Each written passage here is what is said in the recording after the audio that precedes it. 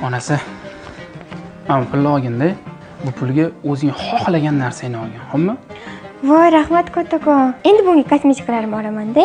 Keyingi oy ham sharoitingiz bo'lib pul bersangiz, unga kiyimlarimni olaman. Sen o'zing uchun ham nimadir qilasanmi? Mana kosmetikalarni olaman-ku. Xo'p, mana qara. Sen hozir kosmetikani olib chiroyli ko'rinmoqchisan. Kim uchun? Siz uchun. Yangi kiyim olaman deysan, vaholanki eski kiyimlaring bor. Nima uchun yangi kiyim olmoqchisan? Ko'chada birga yurganimizda ko'chadagilar ayoliga bitta yangi kiyim olib beramabdi deyishmaslik uchun va siz obro'yingizni ko'tarish uchun. Ko'rdingmi? Shu yerda ham men obro'yimni o'ylab, men uchun qolsin. Onasi, bu pulni men uchun umuman ishlatma.